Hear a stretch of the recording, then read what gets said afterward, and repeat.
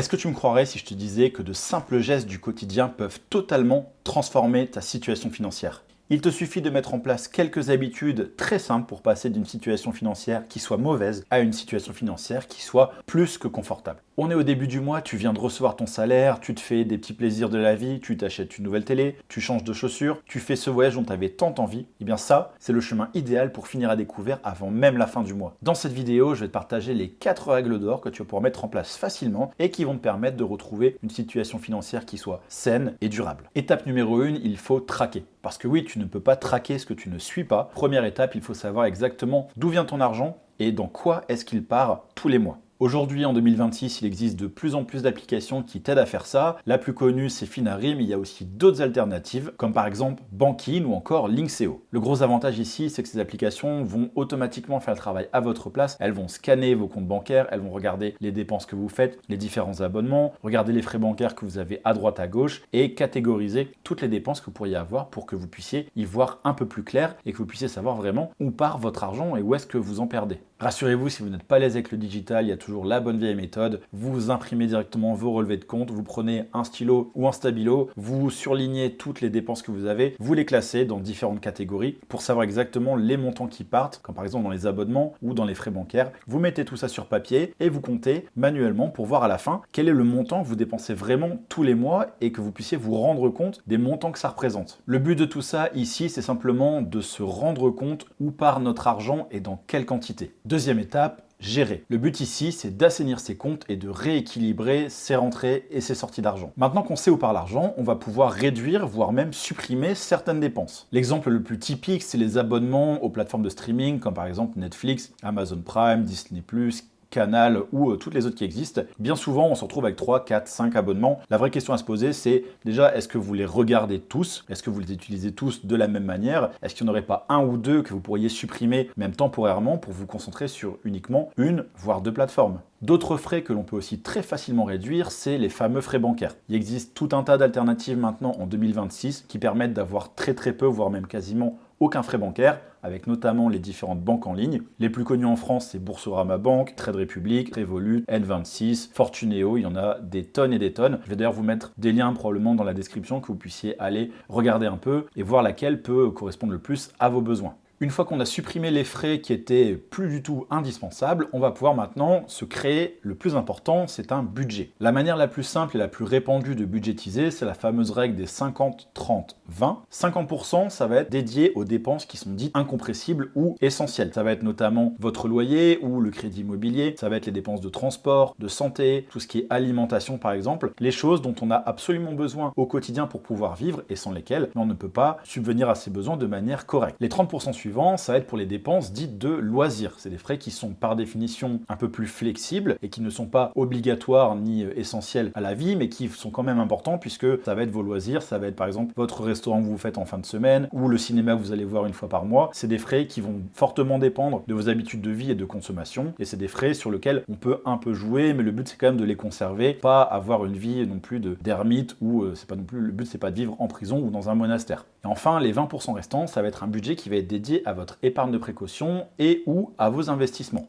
Le but ici, c'est de pouvoir faire face en cas de coup dur. Si par exemple votre machine à laver tombe en panne ou vous avez des frais imprévus sur la voiture, eh bien le but c'est de pouvoir les assumer sans que ça vienne totalement déstabiliser votre sécurité financière. Vous allez ensuite pouvoir mettre de l'argent de côté pour concrétiser un projet, comme par exemple un voyage dont vous aviez envie, ou mettre de l'argent de côté pour un import dans une résidence principale. Dans tous les cas ici, le but premier c'est que cet argent soit disponible à tout moment. Idéalement, vous allez le stocker sur un livret A ou un LDDS, et même pourquoi pas le livret d'épargne populaire si jamais vous y êtes éligible pour que cet argent, dès que vous en ayez besoin, il soit disponible immédiatement. Troisième étape, investir. Maintenant que vous savez où part votre argent, vous avez réduit les frais, que vous avez budgétisé et que vous avez créé votre épargne de précaution, le but maintenant, ça va être d'investir. Il existe en France tout un tas d'investissements qui sont possibles, mais le but ici, c'est de trouver un investissement qui soit en cohérence avec vos objectifs et aussi avec votre appétence au risque. Plus un rendement est bas et plus le risque sera faible, à l'inverse, plus un rendement est élevé et plus le risque qui sera adossé sera lui aussi élevé. L'exemple le plus courant, si on prend les deux extrêmes, ça va être d'un côté le livret A qui est un capital garanti, mais mais qui est actuellement à 1,7% et qui va même baisser, je crois, à 1,5%. Ça, c'est de l'argent qui est garanti et que vous n'allez pas perdre. À l'inverse des investissements sur les crypto-monnaies et surtout les altcoins, vous pouvez avoir des rendements qui soient beaucoup plus élevés, autour de 15-20%.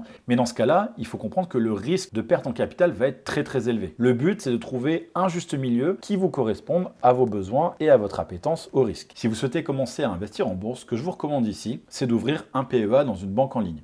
Il existe de très bons PEA chez Bourse-Banque, chez Trade Republic ou par exemple chez Fortuneo. Ça va vous permettre de faire une énorme économie au niveau des frais lorsque vous allez passer des ordres notamment. Contrairement aux banques traditionnelles, les banques en ligne sont très très avantageuses au niveau des frais. Donc c'est un vrai premier point d'entrée qui est super intéressant pour commencer à investir en bourse. Maintenant qu'il est ouvert, qu'est-ce qu'on met dedans exactement? Eh bien si vous voulez pas trop vous prendre la tête, moi ce que je vous recommande, c'est de viser assez global avec notamment un ETF monde. Celui que je privilégie ici, c'est le iShares MSCI World, soit PEA, je vais vous mettre la référence juste maintenant à l'écran. À l'heure où je tourne la vidéo, il a une part à 6,20 €, donc c'est vraiment très très accessible aux débutants. Le gros avantage en l'achetant, c'est que vous investissez directement dans 1400 entreprises de 23 pays développés dans le monde, avec notamment les États-Unis, le Canada, le Japon, la France ou encore l'Allemagne par exemple. Vous allez être exposé à 80% sur l'indice américain, donc le S&P 500, avec les grosses entreprises qu'on connaît tous, et ensuite le reste des répartitions se fera sur les pays que je viens de citer précédemment. Pour chaque ETF, vous allez pouvoir retrouver le détail de la répartition pour chaque émetteur. Dans notre cas, iShares, BlackRock, si vous allez sur leur site internet, vous allez pouvoir directement retrouver la répartition géographique et sectorielle de cet ETF. Si c'est un sujet qui vous intéresse et que vous voulez en apprendre plus sur les ETF, j'ai fait une vidéo là-dessus sur ma chaîne YouTube, je vous la remets juste en haut pour que vous puissiez aller la regarder juste après cette vidéo. La quatrième étape,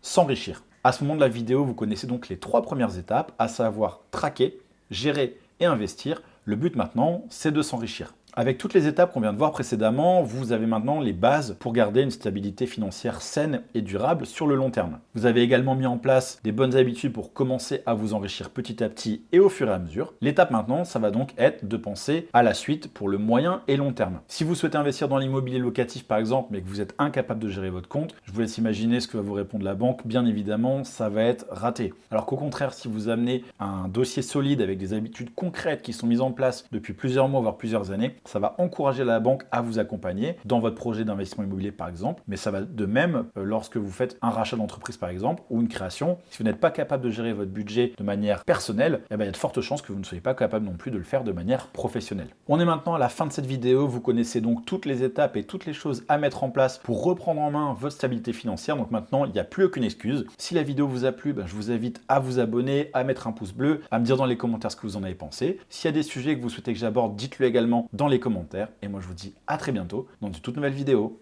Ciao, ciao!